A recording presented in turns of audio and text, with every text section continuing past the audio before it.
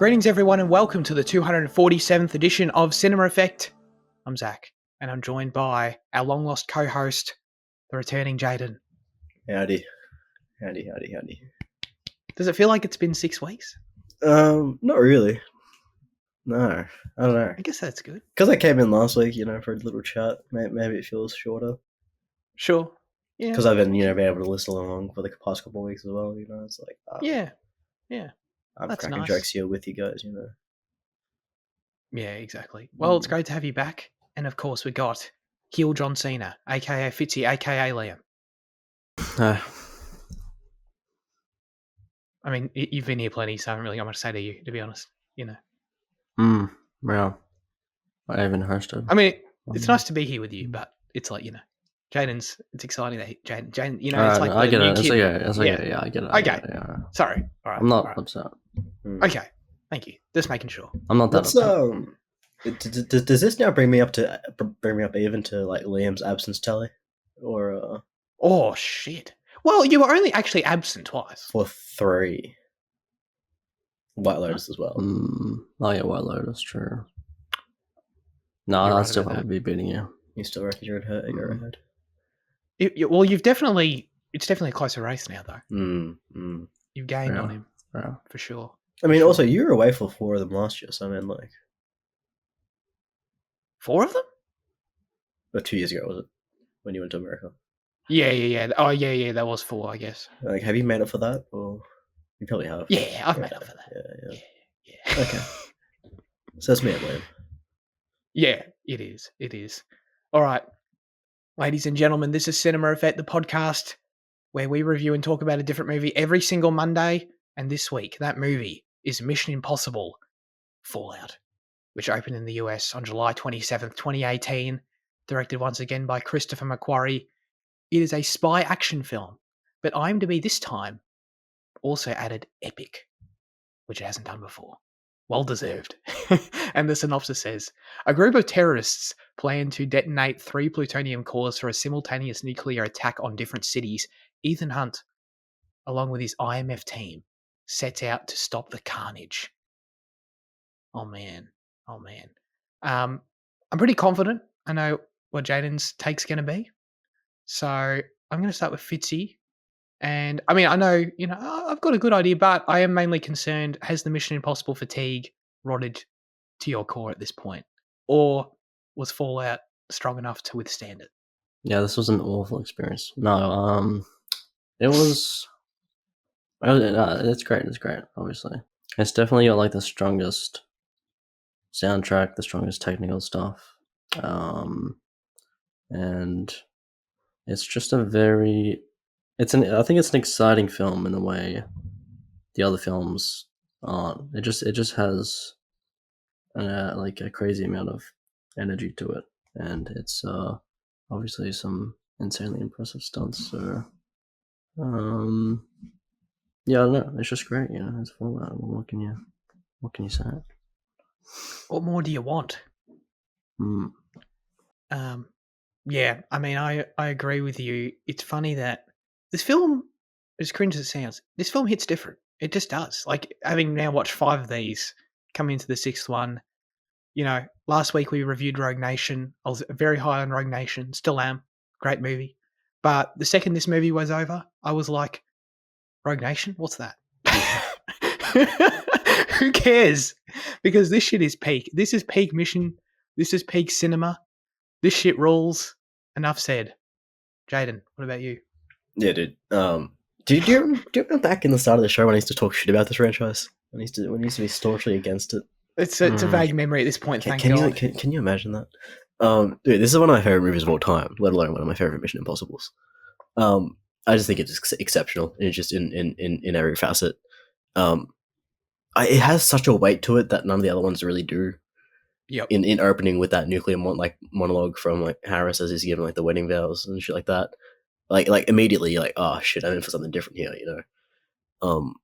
and like I just think it's evident that there's a step up, like just from that point, and even in like his like mission like statement fucking scene, like there's just it's just shrouded in darkness, and there's so much, it's so heavy, I just think that sets the stage for it so well to deliver out like what is like truly like this feels like the realest plan. I mean, not obviously it's like ridiculous, but like this feels like the realest threat in like No, irradiating like a water source that yeah, would kill like a third of the world. Like there's just so much more to it than previous ones, and I just love it. And but it's still, but it's not like it's not like a gloomy downer like the entire time. Like there's so much fun to be had with Benji, and in London and all that stuff, and there's like amp action, and there's it's just so well crafted, and it's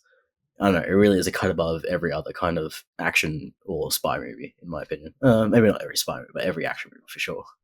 yeah, absolutely, yeah.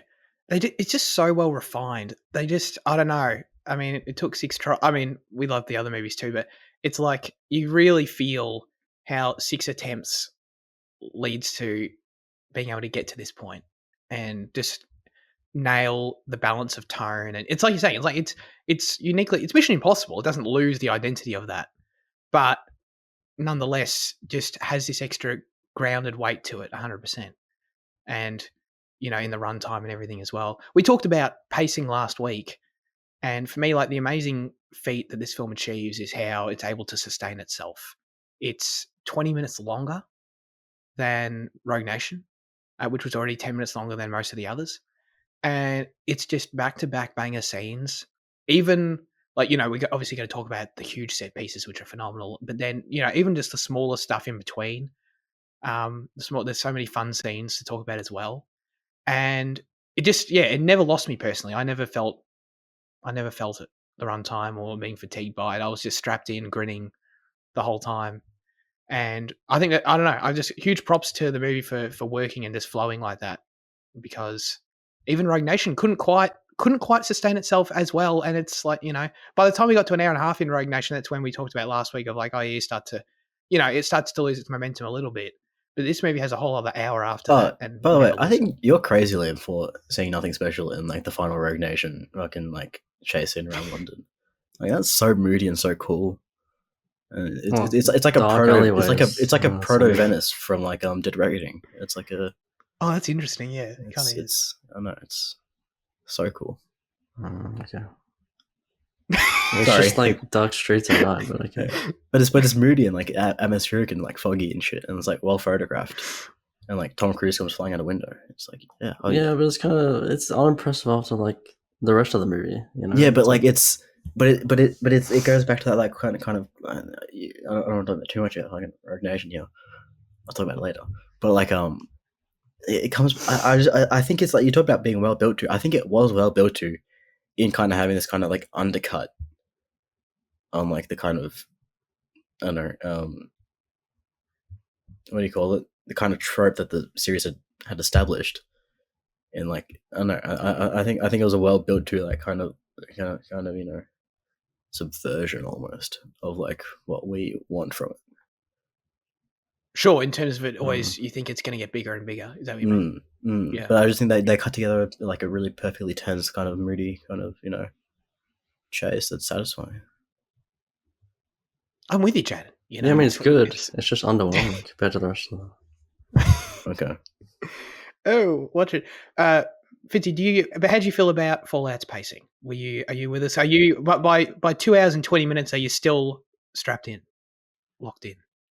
Yeah. I think I was like halfway through the film when they got to like London or whatever, and I was like an hour left, and it still felt like there was like so much more, even though they're done. Oh, yeah. At that point, they'd already done so much crazy shit, so many crazy stunts and stuff. So yeah, it just like the energy in the film sustains itself really well, and yeah, I don't know. Yeah. Wasn't any fatigue really. It's one of those intangible things where it's like, I don't know how they did it. I really don't. Like, you show me this much good shit in a row, and it's like at some point you think the human attention span is just going to be like, all right, calm down, guys. You know what I mean? But I don't know what it is. It's magic. It just works. It really does.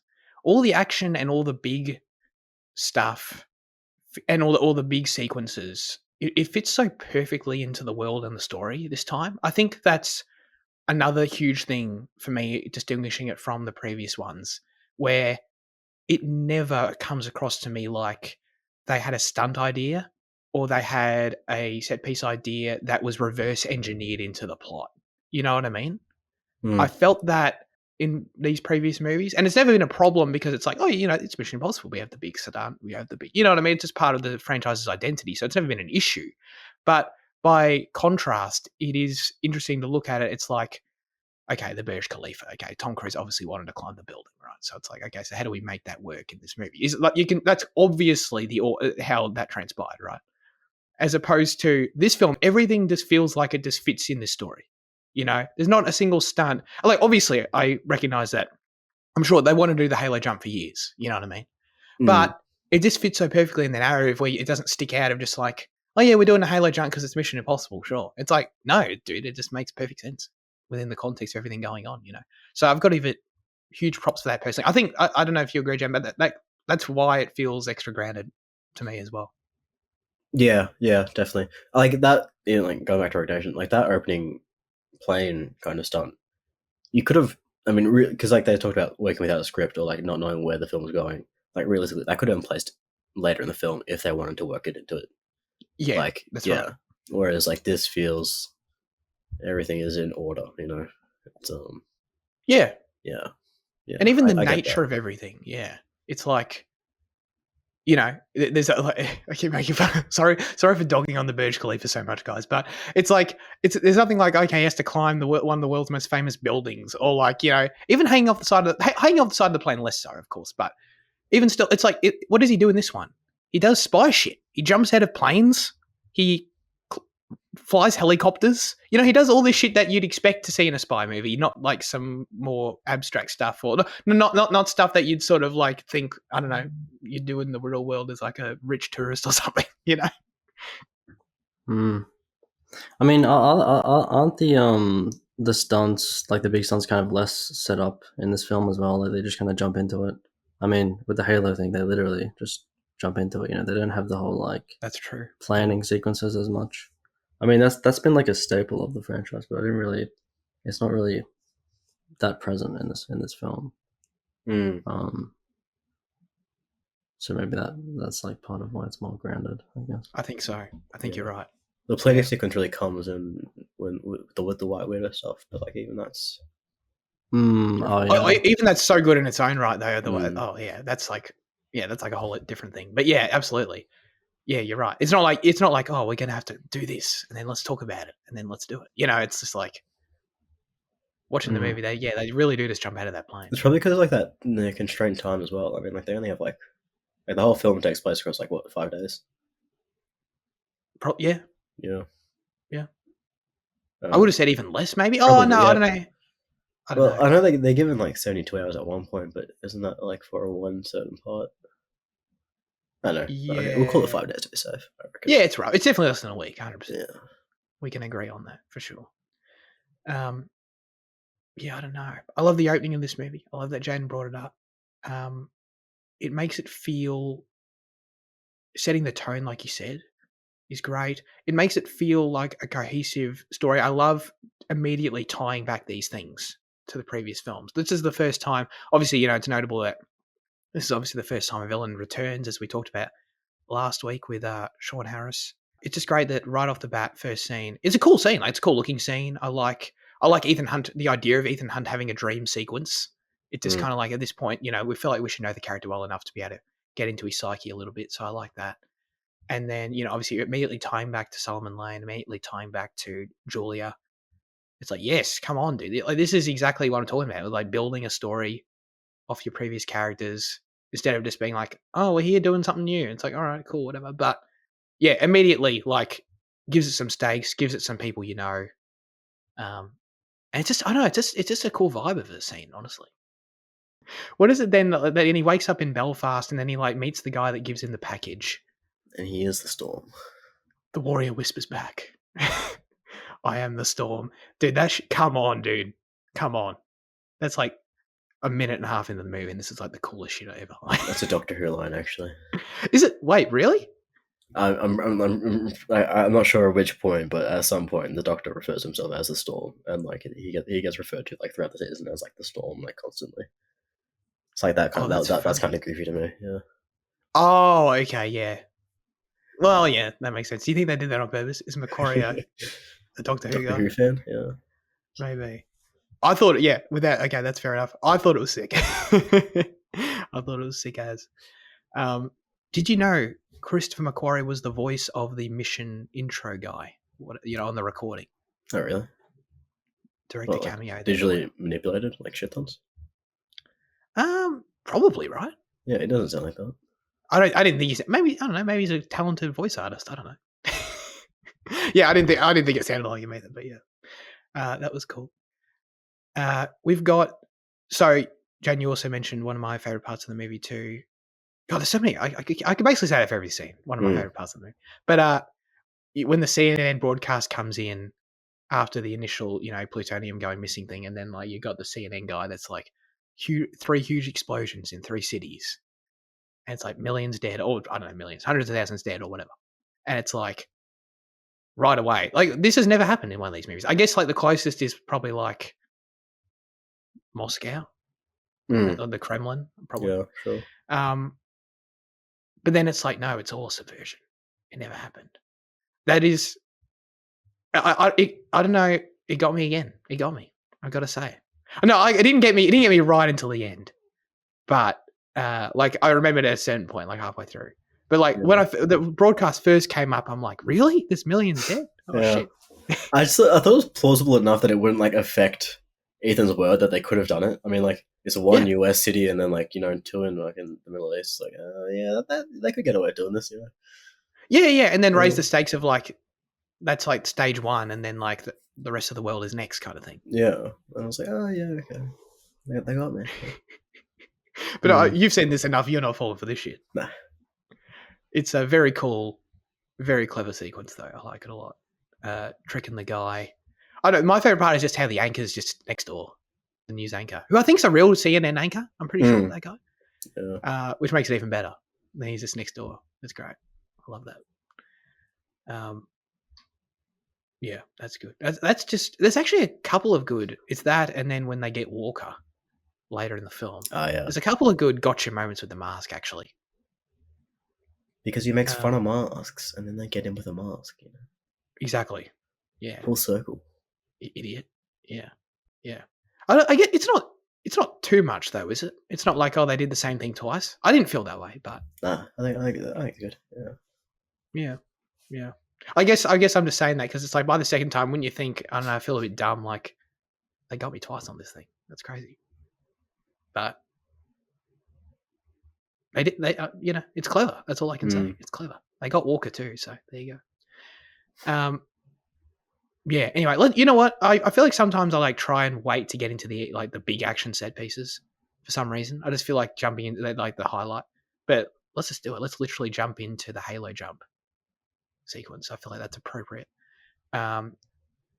It like I obviously remember this sequence. It's way better than I remembered. Like I don't know. I was just like, oh yeah, they jump out of a plane. I remember it being really cool, but it's like astonishingly good. It's the way it's stitched together. Looks incredible.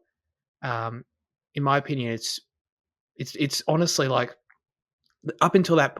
I'll have to debate the rest of the movie with myself, I guess. But up until that point, when as it's playing, it's like we're in the first 20 minutes of this movie, and this is the best thing the franchise has ever done.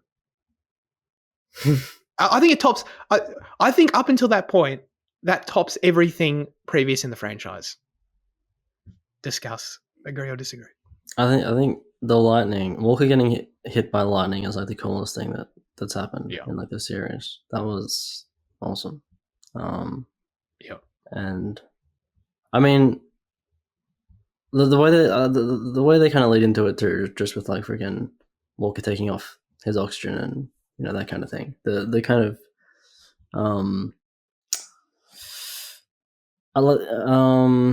it just starts off on a really weird note, and then you kind of launch into this crazy like atmospheric scene, and it just looks awesome too. It looks phenomenal. Yeah. The CG looks phenomenal. like because they shot this in a desert. They jumped over a desert, so they did not jump over Paris. So, and the storm is not real, So talk about, obviously, I would like to think they wouldn't actually jump in like a middle of a fucking lightning storm. So the blending of the CG and the practical stunt there is really well done as well. I could only spot, I don't know about you, Jen, I think I spotted 2 cuts in it as it was going on. But they obviously try and simulate the one take sequence of it. And it was phenomenal. Didn't take me out of it. The trivia here for this one is that the Halo skydiving sequence was the last sequence filmed during production, but it was the first stunt designed and required a full year of planning. Christopher McQuarrie and Tom Cruise wanted the jump to take place at dusk. Of course they did, which meant they could only film once per day. Cruise would do 4 to 6 rehearsal jumps per day, and then they would just have 3 minutes to film the final jump of the day before sunset. Because of strict aviation regulations in France, it could only be shot in the Emirates. It took Tom Cruise, Henry Cavill, and the skydiving camera operator Craig O'Brien, who was instructed to keep a safe distance from Cruise while filming, and others involved a total of 106 jumps to get 3 possible takes. Jeez. Like, who? I don't know. I read that. I'm just like, who does this shit? Who does this shit? You know what I mean? How much fuel was burned for that one stunt, man? Yeah, 100%. Oh my god, 4 to 5 jumps per day. 4 to 5 jumps a day. Fuck. And I watched the behind the scenes video of it as well. And like, the thing is, like, with going that high, so the whole thing with the Halo jump is that it's from 25,000 feet, and obviously, as discussed in the film, like the you need oxygen. You can't breathe the atmosphere that high. So you do that, you go that high. So like everyone up there, like Christopher McQuarrie's going up there, the crew that's up there in the plane, everyone that has to go up, like they all have to like spend an hour, with oxygen and like whatever the shit is, like when you come back down and you need to like depressurize. I don't know what the correct terminology is for that, but you know what I mean. Like there has to be a transition when you go that high with like your lung capacity and shit. And you're doing that every time, and you got to like transition with your breathing. It's like, you could have just done it from like 15,000 feet. You didn't have to do the whole thing, but they did. So I was wondering why I was because on the plane back I was wondering, I was like, why does the plane have to go to 37,000 feet? I'm like, what's wrong with just like what's wrong with 30? What's wrong with 25? Well, you can't go to 25 because fucking Tom Cruise is jumping out of planes at 25. Yeah, exactly, 100%. So, wait, what is that true that like commercial planes fly at 37,000? Yeah, is that what you said? Yeah. Okay. Wow. It's about that's high. 9. I never really think about this stuff, but 9,000 k's. No, yeah. What? No, 3,000. How many k's? Do they travel? No. What's 37,000 feet equivalent to kilometers? 9,000. Oh, I don't know. It can't be 9,000 kilometers. 11 that sounds k's. insane. I'm sorry. Yeah, 11 k's. Well, yeah. I think I was thinking 9 k's. 9k, 9,000 meters. Yeah, 9,000 meters is what I was thinking. Yeah. Right. It's 11,000. Sorry. I think Mars is 9,000 k's. Yeah. Okay, got you. That's nutty, man. That's nutty. No, they travel at about. I think they do travel at about 1,000 k's though. I thought I was going to say is it like 900 k's or something. I don't know. Yeah, something like that. Yeah, I think I saw like 993. I was like, oh fuck yeah! Wow, that's astonishing. Airplanes, man, aviation, it's all crazy shit, hey? Yeah. Anyway, this sequence looked incredible. When you watch the guy, like the Craig O'Brien, who I just said, the cinematographer, he has to jump out, the camera operator. Like, has anyone ever asked a camera operator to do anything more insane than that? And he has to jump out. He has to jump out backwards and like be looking at Tom Cruise with his head. So he goes out first, right? Yeah. Jesus Christ. He goes out first and backwards. It's like what? And they had to build the camera for like to fit on his head, obviously. Man, insane. Anyway, this shit has. There's only so much you can say because it has to be seen to be believed. It looks incredible, as anyone who's seen this movie knows. So, although I must say, there must be some exposition previously, in the scene before on the airfield that I missed. Like, why do they have to enter the party this way? It feels a bit elaborate. You know what I mean? I think it's because they're flying from Berlin, so I think it's just a time thing. Oh, to 'Cause, make it in time to the meeting. Like the party is like because that is like straight after like that their takeoff. Like it's Yeah. That's true. Yeah, I think it's just a time thing. Makes sense. Okay, I'll allow it. Yeah, I was just kind of like, this is probably the most elaborate entrance to a party. Like these, I feel like these guys can get into parties pretty easily without doing this. But yeah, okay, no, that makes sense. They need to get in quick. Yeah, that's cool. That's great. They don't have time for immigration either. No, absolutely not. No one does, but especially not Tom Cruise. Speaking of not having time for stuff, I didn't have time to catch my breath because they land in this party. And then they immediately go into this like killer hand-to-hand combat scene in the bathroom. And I'm like, guys, calm down. Steady on. Because this is like immediately again. I mean, I can't say overall it's as good as the Halo jump, but this has got to be again like the best fighting, the best choreography that we've seen in the series so far. I don't think anything challenges it. No. Yeah, not that I recall.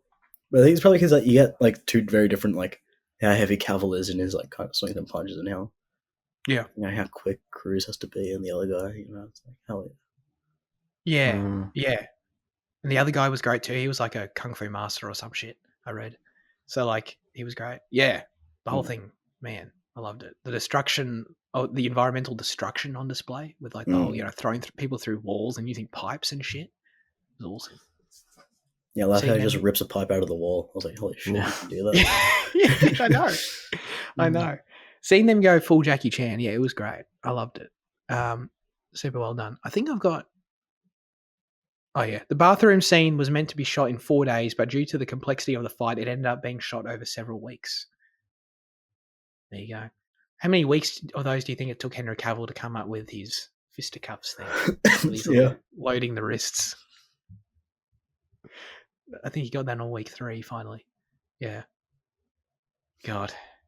The scene is... Oh, my God. It's so good. It's so fun. And then I love when they're all, like, crammed in the cubicle. You know? And I think it goes back to your thing about, like, the stunts being planned and the reverse, but I think that everything that happens in the scene happens, like, organically, like, where, like, Cavill breaks, like, the mask maker, like, in, like, an organic way, where, like, you believe... Like, he probably does it for his apostle's intention, but you believe it from his angle of it, like, just whacking him, with it.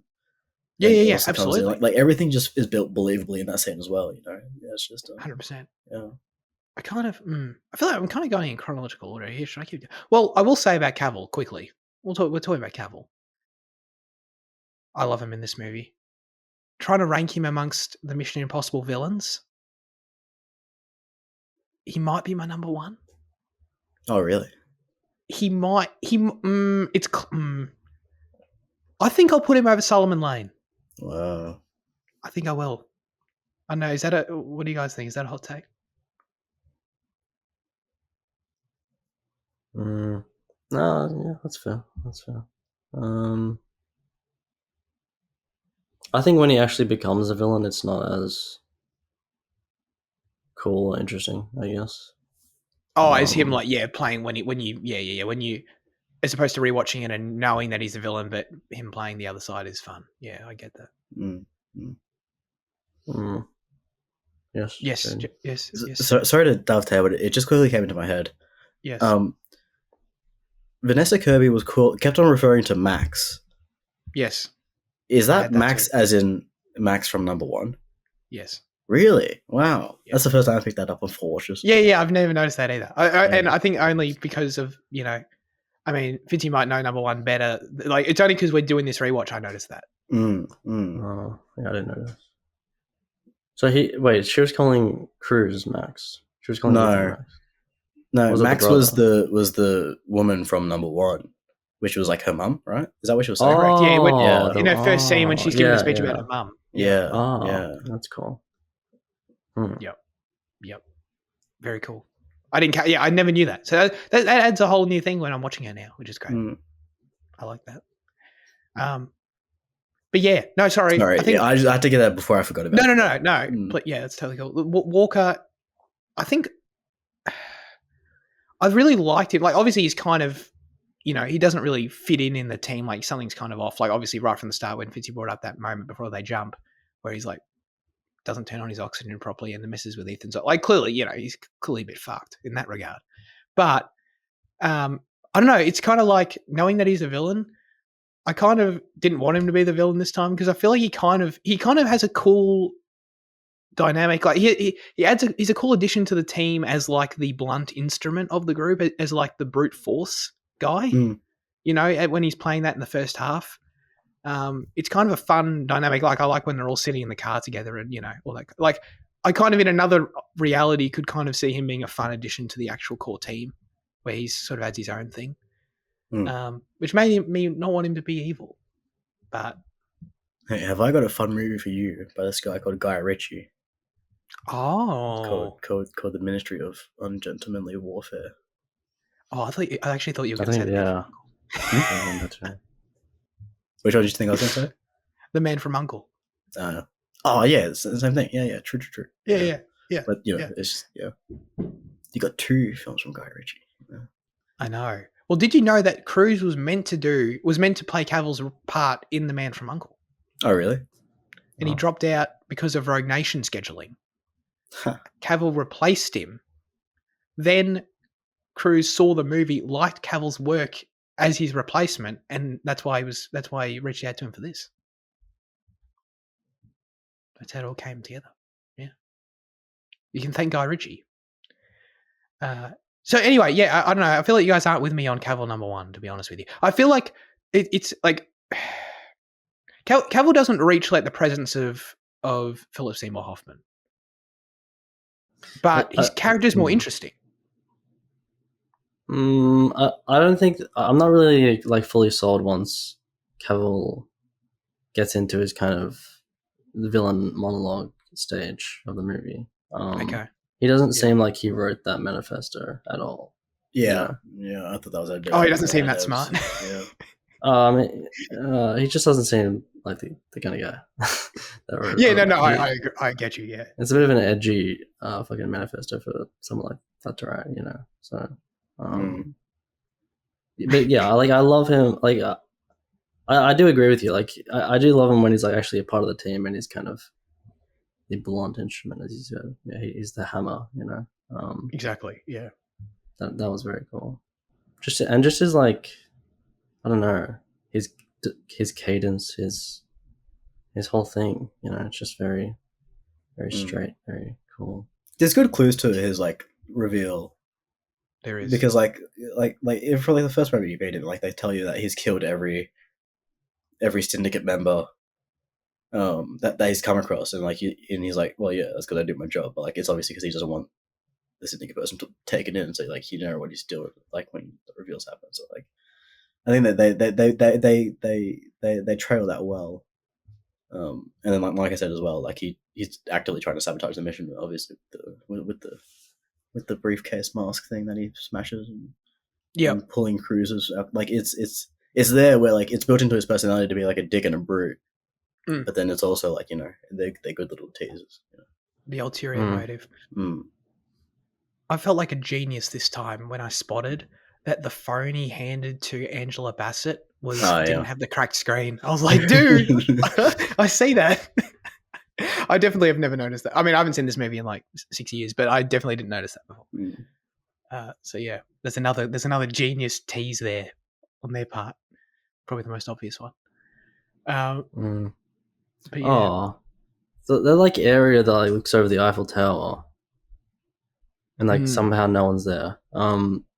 They use that in John Wick 4 as well too, right? So I feel like John Wick 4 kind of pulled a bit from that. And also from the whole, driving into traffic. Triumph, yeah. John Wick Chapter 4 kind of ripped off this movie. I mean, not really, but kind of. In those little ways, yeah. Cruise did it first, man. Um, yeah, it is. I mean, I just brought up. I forgot Angela Bassett was in this movie. It's kind of funny how like it seems at this point like the arc with like the CIA people or like the whole IMF versus CIA thing that continues transpiring in this film. Still a decent subplot, but it's like at this point, it's basically like you have the CIA director person who then like you just know by the end of the movie they're going to like be converted to IMF. Basically, they're going to be like they're going to become believers. It's like the whole. She just fulfills the Alec Baldwin role in the last one, and then she goes on the same arc where she's like, "Oh yeah, IMF not so bad after all," and then it's like. And then you just picture like in the I don't specifically remember if there's a parallel in Dead Reckoning, but then you just picture in the next one, it's just like you just insert another notable actor to do the same thing again. And Angela Bassett's Yeah. trying to get them. You know what I mean? Who is It's it like in a Dead cycle. Reckoning Part 1? Is it Kittredge, or is it like... Or is it like that guy who's like chasing him that like really doesn't like him for some reason? Oh yeah. Like what's his name? I love him. He's like got a partner, and they catch him on the train. Yeah. What's the actor's name? Fuck. I can't remember. I don't know. I might He's a rewatch funny that guy, tonight. but- I haven't. Yeah, I can't remember. Yeah, but is there? I don't know. Is Shane that Wiggum. Yeah. Mm. He plays Briggs. is that a fair parallel? Like that happens in Dead Reckoning, or not really? You have Kittredge, who's kind of against. No, Ethan, Kittredge is really but- working against him in that one. Hmm? Kittredge is really working against him in Dead Reckoning. That's what I was saying, isn't it? Oh, it is working against. Yeah, but he's never convinced by Cruz either. Like he He doesn't already really knows come Cruz. around. Oh yeah, but there's a part 2. Yeah. Like he might like. Oh yeah, no. No, yeah. If Kittredge comes around, then the cycle will be complete. Yeah, they've done it. Mm. We'll see. We'll have to I see. don't know if Kittredge would come around. Is that Yeah, too far for you kind of Kittredge, want him to stay as like you know. It's not authentic. If Kittredge comes around, I'd be changing his character. Exactly. That's not my Kittredge. Yeah. Mm. Oh man. In that scene you're talking about with them standing out the front of the Eiffel Tower, Walker does make a pretty compelling argument for why Ethan would be John Lark. Like it's obviously all subterfuge, but he has been disavowed that many times. You know, the idea that then he could. Oh, like he specifically brings up the point that, like, obviously, Ethan Hunt's been kicked around that many times. Like, why wouldn't he turn? Valid. Oh, on paper, valid. If you know Ethan like we do, you would know that he would never do that. But on paper, valid. And then the fact that he's able to, like, within the context of the mission, he is becoming John Lark. Like he tells the White Widow he's John Lark, and the fact Walker brings up the point he's doing this on purpose because he's assuming his identity and then has the full support of you to do it. You know, I'm just saying. I feel like I've got to give Walker his props. He's got a well thought out, way to present this, a well thought out plan because it all makes sense. You know, he's obviously it's total bullshit, but Walker, smart guy, maybe smart enough to write the manifesto. Well, he's smart enough. It's just like I don't know. He's a blunt instrument. He's the straight. He's just this. He's a person who wouldn't seem like would entertain radical ideas. You know, he just doesn't seem. He seems too grounded for that. Are you actually just saying that you can't see him writing anything? Like he's not a writer? No, I can't see him thinking that. Yeah. But also I can't see him writing it. Yes. I can see him thinking it. I just can see him thinking it if someone else wrote it and he read it. I guess. I don't know. Oh God. I mean, we kind of already brought up Vanessa Kirby, I guess. But like, I just wanted to shout out the fact that this movie just keeps hitting because, like, even the little, it's kind of a transitionary scene. It's kind of nothing crazy, but even like the little scene where we meet her at the bar and then like they escape the party by kicking a bunch of people and shooting a bunch of people and they keep coming at her. Like, even that's a fun little scene. You know what I mean? Like, you kind of, it doesn't really stand out in the grand scheme of the movie, but it's like, it's good. It's fun. Yeah, I was actually thinking that in that scene. I was like, this is a solo goodbye itself. Yeah, like you could see if this were inserted into another Mission Impossible movie, you could see it being like a more memorable scene. It's just because this movie is so packed. But yeah. Anyway, this is basically where you get into like you start getting peak here, dude. I mean, the whole thing's peak, obviously, but like the exchange. I start losing sequence is my mind. peak. Yeah. I start losing my mind here. I'm not gonna lie. Oh god. So first of all, it starts with this that Jane already alluded to. I think it was Jane with the scene with the like planning out what the Yeah. heist. What not the heist. The what do you call it? The extraction of Solomon Lane, I guess. How it could play out. You know, the idea of it as a plan, where you see Ethan storming in and killing police and shit, and it's dude. Even it's sick. It's so But good. it's It like this stands out. drowning, like it's like Yeah. droning. It's like a droning sound that plays over the whole thing. It's like almost silent. That's what makes it. Oh yeah, Cool. yeah, absolutely. Well, it's like the score. The score is beautiful in the scene. It's kind of like I don't know if it's like string, like low key strings. Like yeah, kind of like this. Yeah, it's stunning. It's fantastic. And you watch Ethan killing all these people, and it stands out so much because it's obviously so out of character. But then like I guess part of you thinks like, oh, is he capable of this under the John Lark? Trying to buy into, be convincing as John Lark, I guess. You know what I mean? But anyway, so like even that just little setup to it, like you didn't even need it. You didn't even need this. It's so good. It's so nice. But that's how good it was. Anyway, and then you get the actual exchange, the real one, and the build up with the score. I mean, you guys know how I feel about this track on the soundtrack, obviously. But god you damn, go on about this one often, dude. This whole then following like the start of that and then the following 20 minutes, I wrote here it's orgasmic stuff, and that's how I felt. It was just like this movie is unbelievable. There's like barely any dialogue. It's just all score, cars, motorcycles and big trucks driving, you know what I mean? Driving through Paris. The character's sitting there waiting. It's just like, oh my god.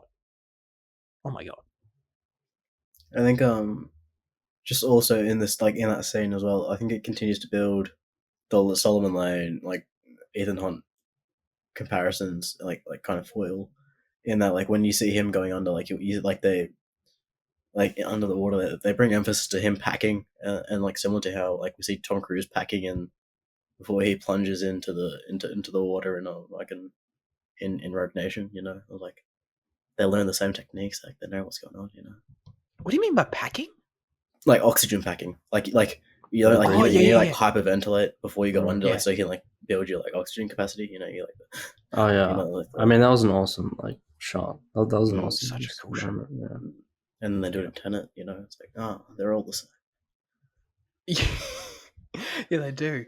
Yeah, that's right. I didn't know it was called that, like oxygen packing. I've never heard that term, but yeah, that makes sense. That's cool. Oh yeah, no. I also wrote down that shot, the shot of like the water, the way like the water comes. It's like, but as it's about to hit him, I don't know how they did that. How did they like have just enough water and like have the angle just right of like obviously whatever they were rotating to like fucking make that shit like just the water behaved perfectly for the shot. It was crazy. It gave him it was like perfectly vertical and like gave him Sean Harris just enough time to like do his whole acting thing before it hit him. It was great. I love it. I mean, was that digital water perhaps or not?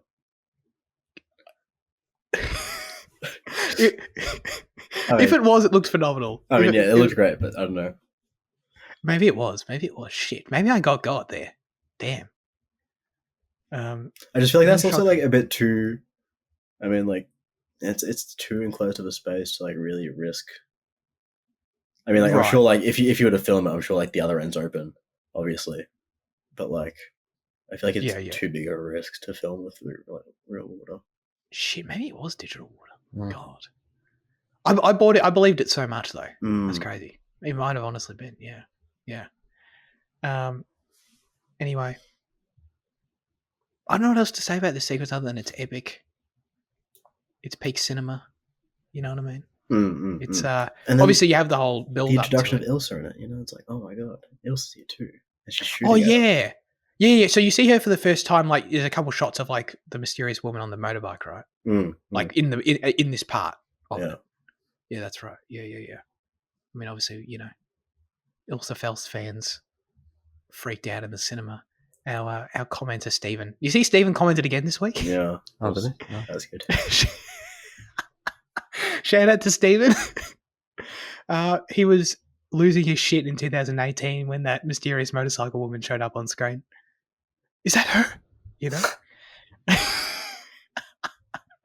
know? Yeah. Anyway, so then like this scene's like already like the best shit you've ever seen, like 5 minutes in as it's building. And then, you know, then it like actually starts. Like this is like nothing. This is like just the beginning to it. It's like the prelude. And then it actually starts because then they have to start, you know, chasing each other through Paris. And at that point, I'm like, imagine turning up to work and like, you know, you're shooting this movie. You're being a part of this production and you're just like, where are we shooting today? Where can we shoot today? I don't know, just like the whole city, Paris, like just do whatever you want. That's what this felt like. It's just like, they just gave Tom Cruise and crew just like, yeah, dude, just do whatever you want. I don't care. Like the local government. I don't know. It was probably like an enormous amount of like approvals and shit they needed, I imagine. But it was worth it because everything he does driving through here is phenomenal. Obviously, so good that John Wick Chapter 4 ripped it off as he's speeding through the what's it called again? Sorry, Fitzy. The Arc de Triomphe. I think. Triumph. The Arc. Yeah. I can't say Big roundabout. The Arc. Big famous Paris roundabout place. Exactly. The Paris chase scenes involved stuntmen in 70 cars driving to avoid Tom Cruise, who is riding his motorcycle against traffic without a helmet at extremely high speeds. Yep, that's what I watched. I watched that. That's what happened. It's crazy that everyone's a stuntman. Yep. Jesus Christ. I'm not going to cause traffic delays for days, man. Yep. That's what I mean. It's just like, how do you get that shit approved? Remember when they were filming in fucking Geelong for that like shitty Chinese action film and like how much that like fucking caused issues? Yeah, in Geelong. Can you imagine shutting down like one of the biggest roundabouts in the world? Exactly. Oh man. Yeah, that's why I can't get over it. That's probably why they were able to do it on John Wick because there was precedent. You know what I mean? Sure. I mean, maybe other films have done something similar. I've got no, you know, I wouldn't know. Maybe on a smaller scale or something. But yeah, the whole city of Paris was their playground for just speeding through it, man, and it looked fantastic. Goddamn. Okay, I feel like I'm like losing my breath just reliving this stuff. You know, it's crazy, breathtaking. I mean, I already. Can I just say, I don't know how you guys feel about this. Lorne's score in this film is epic, phenomenal. It is by far the best score the franchise has. Yeah.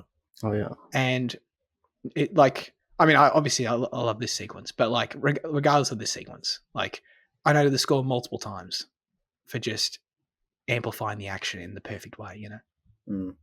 I think I often talk about on the show about like kind of scores that know their place and kind of helping the film along or like being like kind of an addition.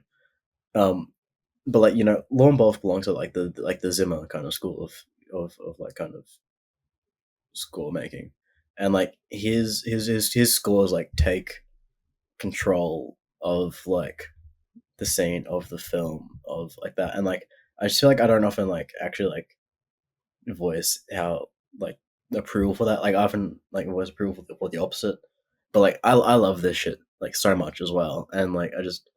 You know, you need to give a huge fucking shout out to it when like it does happen, it works well. You know, yeah, like it's I don't know, it's exceptional stuff.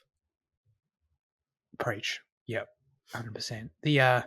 I saw that he's not doing the final reckoning, which is pretty sad for me. Not gonna lie. I'm hoping that big shoes to fill. It seemed like the guy who's doing it is sort of an up and comer. Like he sort of hasn't. It's by far the biggest thing he's done. So like I'm curious to see how that goes. But but I was a bit initially disappointed, I'm not going to lie. Because Lorne brought a lot to this, man. There's a couple extra times the score really stood out to me. It was, I mean, we'll get to talking about it more fully, I guess, but like the London run, what do you call that? Chase, whatever. The run through London sequence, the score there it's so good. He throws in some piano there, and it's like, dude, you didn't have to do that. But it's, oh my God, it's like, and it's like, holy shit. It's like, he was like levitating making that. That was insane. It was like, it was so good. And then I also loved every time at the end in Kashmir when you get those shots of like, some of my favorite shots in the movie actually are when you've got the camera on the side of Walker's chopper and it's Henry Cavill sitting there on the left side of the frame, like with the trigger in his lap, and then whatever's going on in the background, like with usually it's like Ethan, climbing another chopper or like another chopper, chasing him or whatever. It's just like, those shots where he's just staring blankly, looking forward, like thinking he's won already. I love that. Those shots are really great by themselves. But then also Lorne's score there. Oh my God. Every time it cuts to him, it's just like most epic shit. It's crazy. It's crazy. Anyway, Fitzy doesn't want to leave France, so I'll give him an extra minute in France. I liked the whole thing, again, where just after, the high of the chase is over, Cruz jumps into the boat, and then they add this whole extra thing about the French police officer being there at the end. Like right as they think they're away, there's like just one lone woman standing there, police officer. And it's like, that's such a great little moral conundrum of a scene, It's like, I love it. I love it. It's great. Great to see Ethan, like they're sort of faced with that and you're sort of like, what are they going to do? Walker's capable of killing her, obviously. And then, it obviously plays out how it plays out, which was cool. But I don't know. It was just a really cool, like when you're in that moment as you're confronted with it, it's like, yeah, there's really no build up. There's really no build up to the moment. It just seems like they're in the clear. And then, I mean, they get in the car and they do that, and then they have like a whole other chase sequence. But yeah, I think that's right. Yeah, it's him choosing like the one life over like the many again, right? Because like it's easy for him to like just kill but like I was trying to think of that. Does he start to fail when he makes a choice for the many lives? But then like I think Walker just gets away on his own anyway. Like even when he like I think they feel like if we're talking about like thematically, if the film could do more, like it could have like made a point of like he picks the one life for Ving, he picks the one life for the woman in France, and it's like really we should have seen like the big failure, like him losing Walker should have revolved around something about him picking the many over the one. But potentially. But like, could you argue that putting your screenwriter hat on, could you argue that like Baldwin dying there is like, was that like a consequence of him picking the men? Like, but no, like Baldwin just dies. Like, yeah, I like, yeah. If you really want to be like proper about it, sure. I don't think Walker escaping it necessarily plays into that aspect of the arc. I don't think. Or that aspect of the theme. Yeah, I don't think so. I think Walker escapes just to to obviously further the movie. But I think the film. I don't think the film really challenges.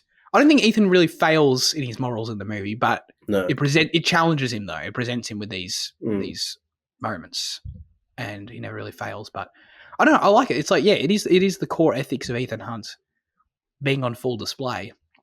And showcasing them, I guess, because like obviously, we get the gist of Ethan Hunt. We get the gist. He's a good guy. So, wants to save everyone, wants to save his friends, even when like he has no reasonable way of doing so. He's just like, I'll save you, bro. Don't worry. Everyone's like, all right, as we discussed last week. And like, so we understand that's who Ethan is. But I like it. To me, like this film, I don't know if it like adds to Ethan in terms of like new layers, but it just sort of. It hones in and just really showcases, brings it to the forefront, I guess, of like, let's weave into the story what Ethan Hunt's really all about, what he's been about this whole time, but, challenge him, steel man his whole thing, I guess, in some way. I don't know. I just feel like it's nothing new, but I feel like I understand him better. You know what I mean? Like the whole one life over the many it makes sense. It's very consistent, but it's never been put this way, I guess. Sure, yeah. I don't know. It is, yeah. I don't. It's fundamental to his character. It's really well defined. You could argue it's pretty standard hero stuff. He kind of is, but I don't know. It's cool. I like it. I feel like I know him better. Yeah. And the film does also do a good job of like within all this. It feels like more than the standard hero stuff, I guess, in the way that they sort of mythologize Ethan Hunt a little bit in terms of just how significant he is, or how significant the film portrays him to, like basically saving the planet every single time. Like, I guess I'm specifically talking about his relationship with Julia and how they bring up that basically the reason that they split up is because they knew that them being together like meant that he couldn't do his job and he wouldn't be at the place when the world needed to be saved next time. And therefore basically like putting the entire world and its safety and the safety of like human civilization on his shoulders basically is what they did. You know what I mean? And it's like in that way it's kind of funny and kind of ridiculous, but it also is perfect, again, totally consistent with the Ethan Hunt we know, and we believe it. Like it's pretty, I don't know, it's like some Destiny shit. It's like some bigger shit going on. Like, yeah, definitely mythologizing him a little bit. But yeah, so it's kind of funny. But it's cool. I don't know. It's like he's the hero of these movies. It makes sense. We've seen him save the world many times. But it is, I don't know, it is also just funny that that's what broke up the characters. Like it is kind of sad. But yeah. So I couldn't bear, you not saving the world because of me.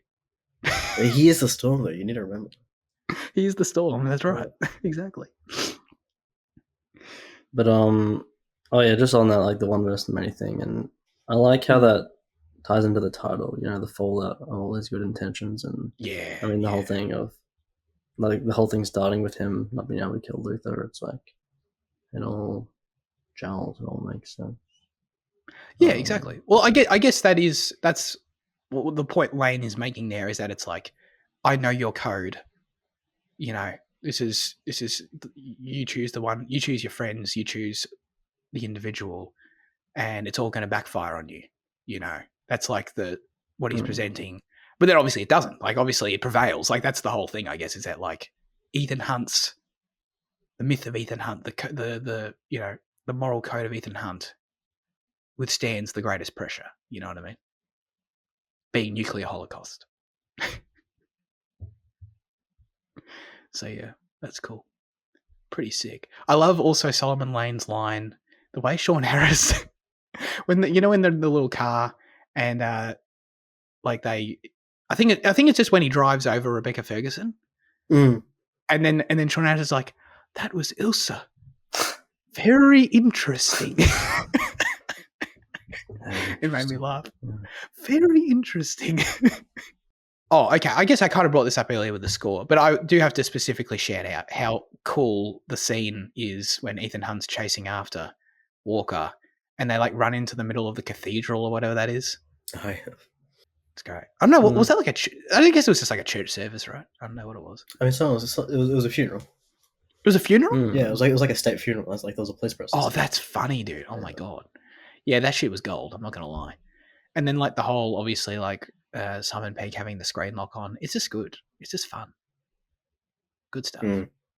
Very entertaining.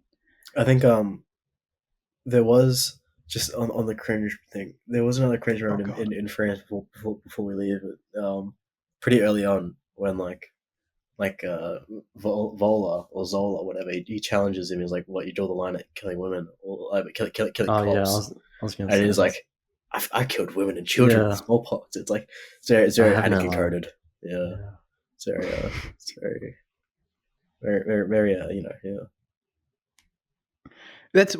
That's Kirby's brother, right? Yeah. Or maybe it is even Kirby that says the line, like, you draw the line at killing cops or whatever, but oh right. It's his response, that's cringe, yeah.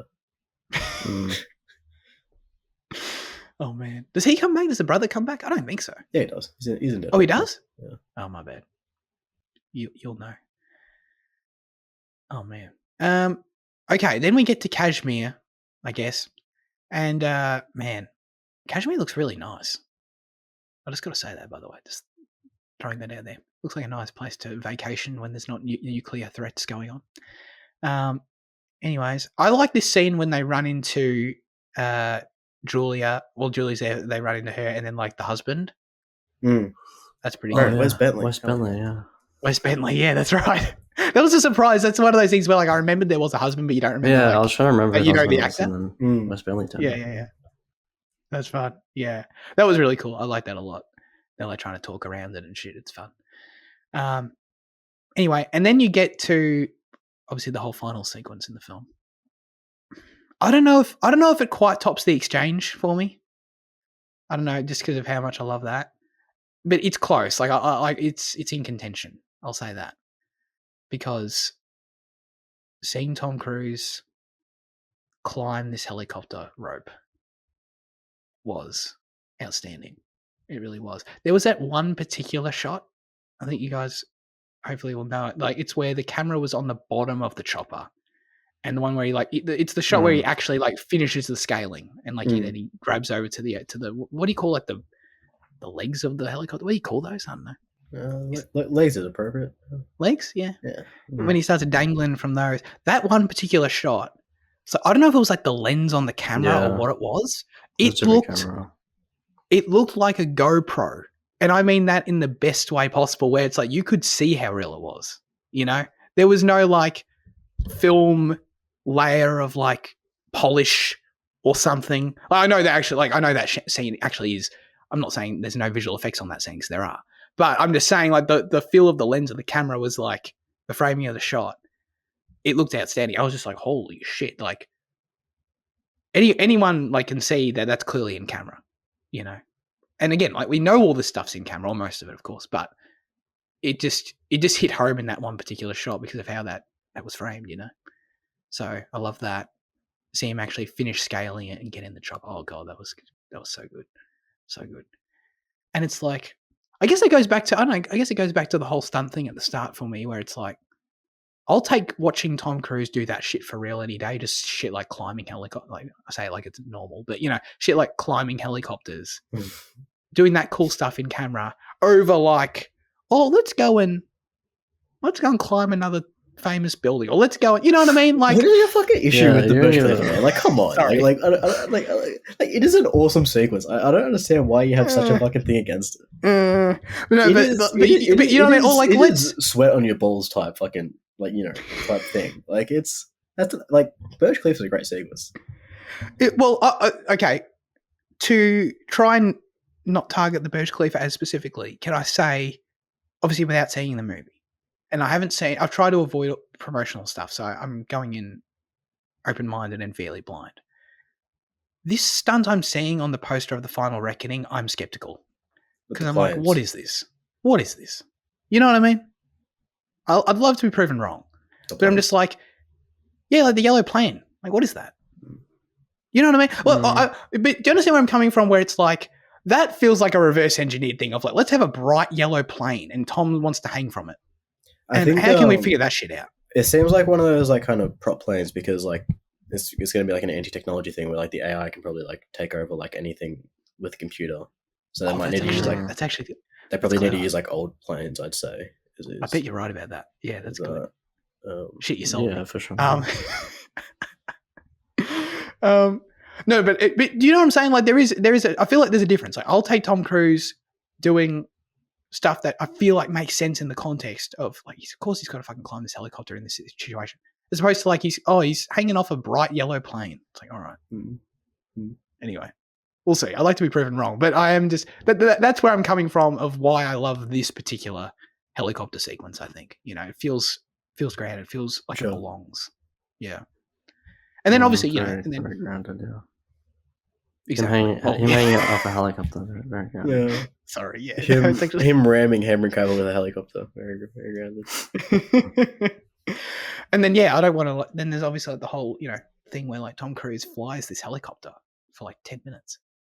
I mean, probably for weeks when they were shooting, but like for 10 minutes for me, that's cool enough. Like again, I want to see him fly stuff. I love seeing him fly the jet, obviously in Top Gun. I love seeing him fly this chopper. I'll take that any day of the week. That's phenomenal, So yeah. Oh no, anything in particular you guys want to shout out about this whole ending sequence? Other than me just like running through it and I saying mean, this I like the way Henry, like Cavill's face kind of looks, is like the way his face is like teared or whatever. Oh And there yeah. are some like close up shots of him where he just like looks kind of deranged, I guess. Yeah. Which lends itself well into the kind of the final fight on the top of the mountain and the freaking hook and shit. That was all very, very nice. Really good makeup. The franchise finally goes like kind of like the full like kind of like camp 60s villain like route where like you kind of have like a disfigured face and kind of, Yeah. it's like angry and shit. So that's fun. Yeah. That was fun. And then I also just liked how they weren't afraid to have like Ethan got pretty bloody too, you know? I liked that a lot. Oh yeah. I mean, you just fucking crashed a helicopter into another helicopter. Oh, it makes perfect sense. Absolutely. I had it without a doubt. But I don't know. I just feel like I haven't seen him like have that clear of a head wound before throughout a scene. You know, I liked it. I like how just on the opposite end of that is Benji and Ilsa fighting Lane, and Benji kicks Solomon and he starts choking himself. Yeah. It's like it's true Benji shit. Yeah, that is. Yeah. Even that shit was good. It broke up obviously the helicopter stuff, which you need to a little bit. But like I wasn't watching it like, oh, just get back to the helicopter. Like, you know, obviously it wasn't on the level of the helicopter because the helicopter's the helicopter. But it was still good. Yeah. You know, it broke up the pace well. And Solomon Lane didn't die. They didn't kill Solomon Lane that sequence. He's still alive. Bring him back again. It's Break him out, please. Oh wait, yeah, actually, I'd love for him to have a cameo or something. Wait, hold on. Do we literally get no resolution with him? He's just like left tied up. No, he gets taken to MI6. There's that quick scene where he's like, Vanessa Kirby takes him and puts him in the boot. Yeah, they got a montage. Yeah. So he can be broken out again. Yeah, he probably doesn't fit into the whole like AI thing though. Oh. Maybe not. Maybe it's like they do a No Time to Die thing where they go and like visit him in prison and get his take on whatever's going on. Oh, yeah. Dude, that'd be good. I don't think he'd agree to that after being reluctant to, you know. He's probably just bored though. He's probably, Ethan, I'll give you my 2 cents. Oh no, I don't think Sean Harris would agree to doing that. Is what I mean. I'm glad you think so. Oh man, that was decent. Thank you. Oh god. Sean Harris will, like he said he already wasn't going to come back for this one for Fallout. So, Like, well, that means anything's possible. He'll just come back again. He's a liar. How are we feeling about, speaking of the final reckoning? How are we feeling about Ethan dying? Just a gut check on that. I think for sure it's possible. Yeah. I mean, I did say that in like when the first trailer came. I think it's going to feel too much like No Time to Die, and I don't think it's not going to be as satisfying having that just happened, you know. Okay. Yeah, they probably. Like I get that it's 4 years post, but like it still feels like. Well, they're also like writing this stuff years ago. Like I think they probably would put that into account. I just think it's going to feel like too similar of a closing on like, you know. Yeah. Of these like kind of. But No Time to Die did it in like a really mediocre fashion, you know. This is like a chance to redeem that kind of trope. And it also makes perfect sense with the like him not wanting to him wanting to save old life, you know. But I'm pretty sure in the trailer he says, was it this movie or the trailer or somewhere he says like other people's lives will always be more valuable than his own. He says that somewhere. I don't know if it's for the next movie or what, but yeah. We'll see it probably tomorrow. I mean, yeah, I don't know. I still don't think he's going to die. I don't think it's going to happen. Do you reckon it could be like a trick thing, or like a Dark Knight Rises kind of thing? That is the comparison I have made before. Yeah, like, I wouldn't be surprised. Not literally where like everyone thinks he's dead, but like maybe like that's how it plays out for us in the movie, where it's like we think he's dead for a second. You know what I mean? But then he's there at the end, or pops up or whatever. Yeah, but he has no Ilsa now. You know, Ilsa's for sure dead, right? Yeah, shit, that's brutal. Yeah. I mean, yeah, Well, he's Alec still got- dying, Ilsa dying. Yeah, he's got no real happy ever after situation unless it's like because Julia's got a husband. You know, he's got Haley Atwell now. Haley Atwell, but it's like that. But that's the whole. Then it's just a recycle repeating itself. Then it's just like it just goes back to Mission Impossible 3, where you just can't. It's not going to work because then he needs to save the next person. Shit. So he kind of. So basically, he's doomed to do this forever, or he has to die. Maybe that's the story all along. You know, Ethan Hunt Sisyphus.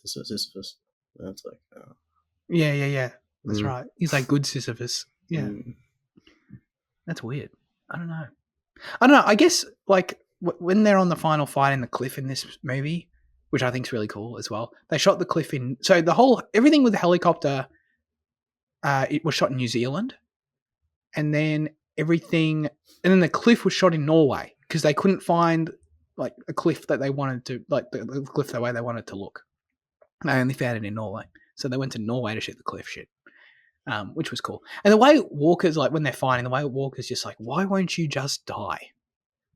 Is just like, to me, that's Ethan Hunt. That's like, he doesn't die. You know what I mean? It's like him in a nutshell. He just never quits. He never dies. He never fails. Like it's Mission Impossible, bro. It's like the whole thing. He did die in Rogue Nation, remember? He did fail. Oh yeah, shit, that's true actually. But in the end, you know what I mean? I don't know. I feel like he's just, he has to, you know, his spirit. No, because he that's the thing. He's like Jesus. He has to make the ultimate sacrifice. You know, he's perfect, but he needs to die for our sins. Okay.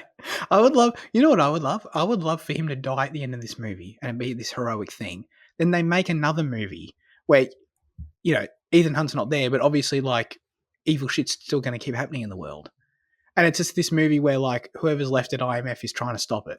But it's like, oh, because they haven't got Ethan anymore, they just fail and like the movie ends with like the world ending. It's like, well, it's because Ethan's dead, obviously. That's why. You know, and that's like the whole thing. But it's like, yeah, like if he dies, like what's like within the, obviously we understand Ethan Hunt is immortal, I think. I'm pretty sure. Well, he did die in Rogue Nation, so he is immortal. Sorry, I'm saying amortal, not immortal. Yeah, sorry, immortal, just to clarify, I thought it sounded like I was saying immortal. He is amortal. So at some point he's going to die, and at some point then he's not going to be there, and the terrorists are probably going to win then. So no, but he'd stop the terrorists before he dies. You know, he'll make sure like there's going to be more terrorists. No, it's going to be a terror-free world when he dies. You know? A terror-free world, okay. Yeah, he'll eliminate the US before he dies. That's his final mission. Eliminate the US. Oh my god, that's good. I think I'd take Cavill over Renner, just as like a team, as like a member of the team. Sure, that's what I'll say. Sure. Yeah, I agree. I think he added a bit more. I mean, obviously Renner was meant to be a replacement, so that's why it was more similar to Ethan. But I mean, yeah, whatever names. Yeah, but I think Cavill was a bit more exciting. Well, Renner was meant to be in this movie, but scheduling conflicts with Endgame. So Andy wrote in his review for Mission Impossible Fallout, and he said, possibly the best Mission Impossible film in the franchise. Might need to rewatch Dead Reckoning. I'm in the same boat. All the cast have great chemistry, but I'm not sure why the writers think we care about Hunt's wife. But McQuarrie's direction is top tier for a traditional spy action thriller. Loved the scoreless moment for the bathroom fight, but it gets better from there. It does. The Paris motorcycle chase and the Kashmir finale is perfection with its geographical awareness, slick editing, and emotional engagement. It's amazing how the skydiving scene looks like it was shot on IMAX, but when Tom Cruise is hanging onto a chopper, it clearly looks like GoPro. Yes, exactly. I swear to God, I didn't read this before. Interesting contrast, but it's all about the movement of Cruise's body brushing closer to death for all of us to enjoy.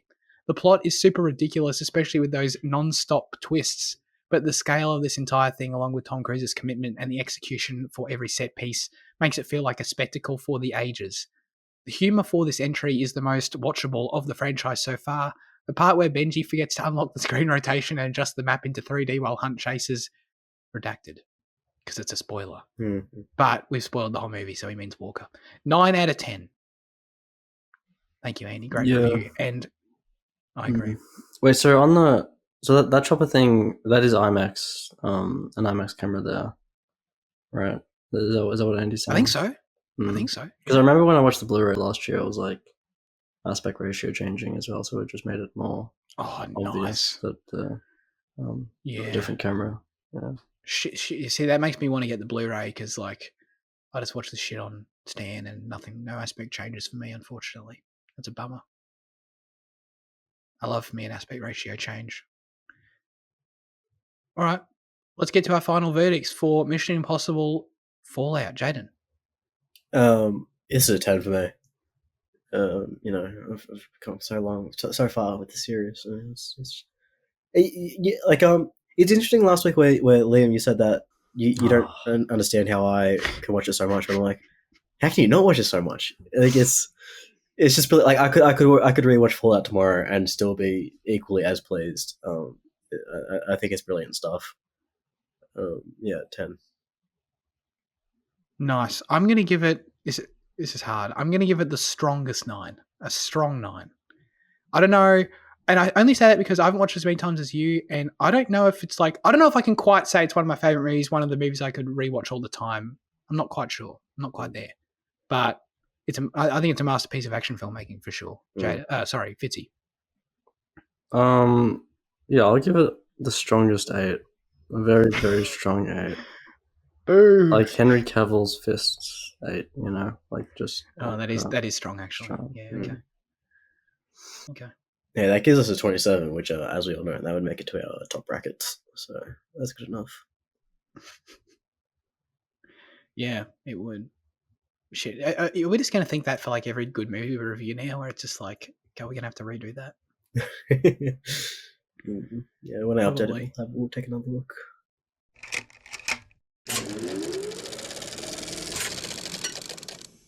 Now it's time for our highlights of the week. Fitzy, what have you been watching?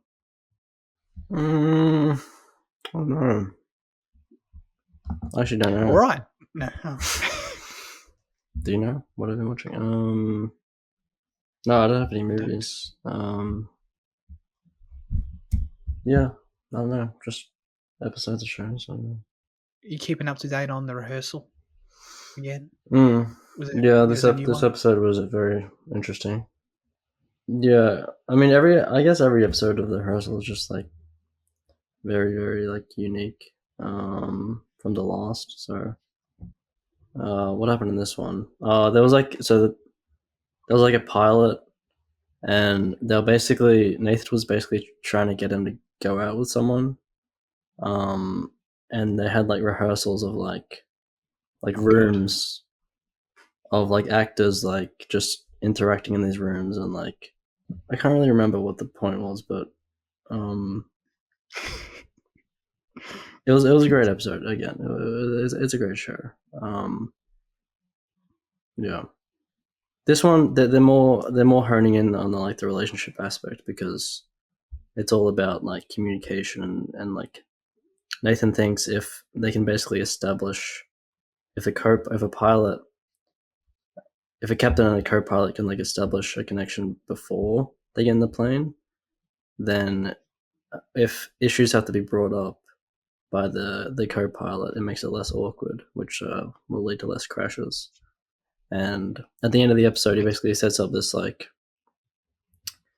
this court, this like Supreme, I don't know, Washington court thing. So he's on his way to actually try and make this like legislation. He's actually trying to do something here, which was like a cool like tease. That is cool. The fact that he's like bringing it to real life, and he talks to this like I don't know if he's ex-FAA, ex-pilot guy who like is also trying to help up as well. So he's having these extremely strange like putting people in these extremely strange situations, but he's tying it back to this big goal. So it's very cool. Yeah, That is really cool. Affecting world change through television. through I like comedy. that. Yeah, because you know That's nice. when before flight, before flight was like invented or like achieved, it was like a joke. You know, it was like comedy. It was like sketches. You know, people can't fly. Sure. You know, it's like the same thing. Before the Wright brothers. Yeah. Okie dokie. I wrapped up Tokyo Vice this week. 2 seasons of that. It's a good show. I liked it. Started watching it before we went. So it was kind of not the reason I started watching because it was on my radar, but it was like, oh yeah, this feels like good timing, you know. So started watching it before then continued, 18 episodes, it takes you a while. So it takes me a while. So wrapped it up. It's a good show. I liked season 1 more. I gave it a higher rating. I don't know if it's it might be a mood thing. They're pretty close, honestly. I could have gone a 7 or an 8 on either. But I think, I don't know, the way it wrapped up was a little bit like it was exactly what you'd expect, I guess, for an ending, I suppose, of like what everything was going on. The ending didn't really do anything to surprise me, or it was well done, but sort of nothing more, I guess, is the best way to put it. So I think I enjoyed the ride more than the destination in this case. So that's probably why I slightly preferred season 1. But yeah, really cool show. Great actors. I don't know. Can I say Ansell's great? I don't know if I can say that. I liked him in it. I'll say that. He speaks flawless Japanese, I assume. Well, I don't fucked if I know if it's flawless, but it seems flawless. He speaks Japanese most of the time, so, with like Japanese people. So I presume it must be pretty good. Yeah, I don't know. If you want a crime thing set in Tokyo, it's pretty decent, I would say. Yeah. Now that I'm talking about it, I guess I'm realizing that there's probably not a lot of it that really stands out, other than it's good, solid, well done, good acting. You know, if you're into the premise, if you're into the idea of watching that, then you can't. You know, you're gonna be satisfied with it, I think. But yeah, Jaden, what about you? I want to quickly speak about just recognition. Was it not painfully obvious to you that Renner was never in the same room as Tom Cruise in that film? Oh, what? No. No. Oh, we didn't talk look, about it. I went through the trivia and I didn't see anything about it, but I swear to God, Renner and Tom Cruise were never together. Even in that parking garage after Benji gets taken, like Renner keeps on running up so that like they have an excuse to be able to shoot him looking this way, Ethan looking that way, and like make sure they can like digitally alter it in the camera. I swear to God, Renner was never on set with Tom. Hilarious. Like in when they're planning, like Renner's sitting by the windowsill while Ving and Tom are like at the desk. Yep. And all that shit. And like I swear that's I just want to get that in about Resignation. I don't know. They hate each other. Rewatch it, rewatch it and tell me how you feel. But I watched Cuckoo, the like the horror movie with Hunter Schafer and Dan Stevens from last year. It's confusing, but like not in a good way. Like as in like it's just like it's like trying to do so many things and like trying to like force it in weird ways. But like it's not like, but like that doesn't end up being a bad thing about the film though. It like I don't know how to describe it. It's like it's okay that it's trying to do so much because like it's just throwing so much to the wall, and like it's jumbled, but like it ends up fun anyway. Like you don't really know what's the fun because like they're trying to do so many things, but like oh no, it's fun, But I don't know. It was solid. It was like a solid horror. There's some scary things. Dan Stevens is a lot of fun. He's got a really shit German accent, which is a lot of fun. And Hunter's good in it, and like I think Jessica Henwick is in it as well, which was surprising. I didn't know she was doing that. So I don't know. It was a fun cast. It was a cool setting. It was nice, and yeah, they just throw everything out the wall that they can, and yeah. Do you respect it for that? Yeah, I do. Yeah, because it feels like an older way of filmmaking that like kind of I don't know, doesn't feel like many things get greenlit like this these days because it feels like everything has to be like really well engineered and kind of precise and like what you're doing. Whereas this feels like a bit of a mess, which is like, but like a mess in a good way, you know. Okay, yeah, that's interesting. Okay, very nice. I won't ask you where you watched it. I've learned. On Netflix. Oh, well, there you go. I could have asked. Yeah. Now it's time to hand the show over to you with our question of the show. Last week we asked you, what is the best movie with dual villains? Andy said, I'm only going to what I know since the best movies would be either The Dark Knight or Return of the Jedi. My favourite movie with dual villains, though, is Soi Chong's SPL2, A Time for Consequences. I assume SPL2 stands for something. They don't. Too ignorant to know. SPL2, A Time for Consequences? Oh, fuck no. Maybe it doesn't, I don't know. A gritty crime thriller that also thrives like a martial arts epic. A very emotional one too, the core of the story being based around a Thailand guy whose daughter suffers from leukemia. It's not a following sequel to anything. It's only thematically a sequel as a film title, so it's a film you can jump straight into. Wait, what? It's called SPL2 and it's not a sequel? Wow, okay. That's interesting. One bad guy is a corrupt warden of a Thai prison who is a martial arts expert. The other is a Hong Kong mob boss who runs a kidnapping syndicate and a physically weak but cold-blooded man who hires people to kidnap his brother so that the mob boss can have his heart for a transplant. Jesus. Both strong villains at the forefront. One is badass and one looks devious. And the best Hong Kong action film of the 2010s, in my opinion. Starring Thai martial arts movie superstar Tony Jaa from Paul W.S. Anderson's Monster Hunter. I also appreciate the brief Donnie Yen shout-out from Zach last episode because coincidentally, though, he starred in the first SPL movie 10 years before. Oh, so there is 2 SPL movies, but it's just the second one isn't a continuation. I get it now. Thank you, Andy. I've learnt a lot about SPL except what it means. Dr. Luke says, Home Alone. Joe Pesci and Marv are a great duo. It's actually a decent answer. That's good thinking there, Luke. Good job. Dr. Leanne says, my vote for the best movie with dual villains is The Dark Knight, 2008. Heath Ledger's award-winning performance as the Joker was unforgettable. The other villain of this movie was Harvey Dent / Two-Face, played by Aaron Eckhart. That's a good answer. Very good answer. Such a good answer, in fact, that I personally struggled to top it. When I think of dual movie villains, I mean, there's a decent amount of examples, but every example I was like, okay, yeah, okay, sure. This was the only one where it's like I feel like I really like both of those villains and their portrayals in that movie. And so yeah, that's probably my actual answer. And then from there, I have to say, sorry, Fitzy, but Django Unchained is also another great dual villain movie. Spoilers. Oh, well, it's not really. I mean, it's not really. There's no surprise villain in it. I don't think. No. But, yeah. Do you accept that as an answer, Jaden? Like, yeah, I wouldn't think it. Like, it would never cross my mind, but I think saying it's fine. Yeah, I get it. Yeah. See, it's fine. It counts. Jaden, what about you? Yeah, I think everyone's kind of already said good stuff. So, like, I'm gonna say the trash answer and say Transformers 3, Dark of the Moon. Well, so it's Megatron. Who's the other one? And Sentinel Prime. That's it. That Sentinel Prime reveals. Oh my god, dude, shivers. Holy shit, he kills Ironhide, man. I'm still not fucking over that, dude.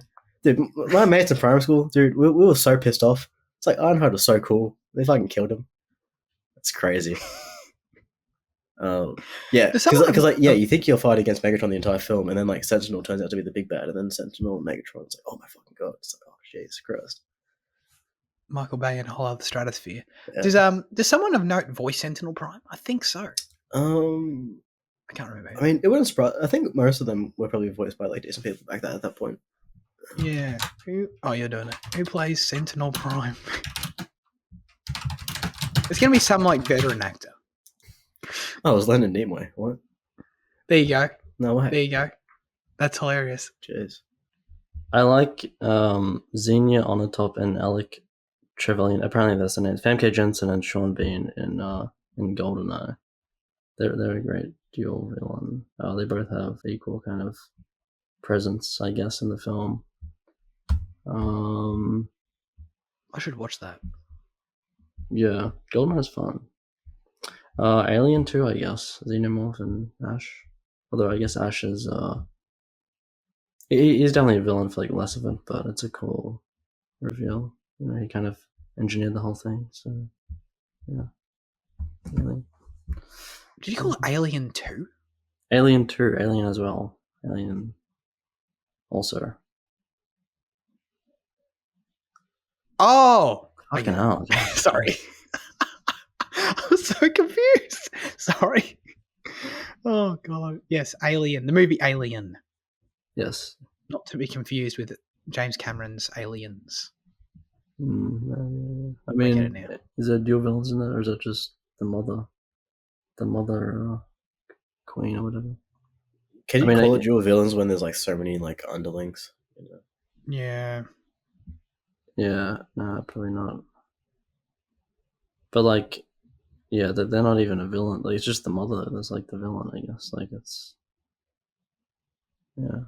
The real villain of Aliens is society for telling me it's a good movie. The real villain of Aliens is James Cameron for ruining it.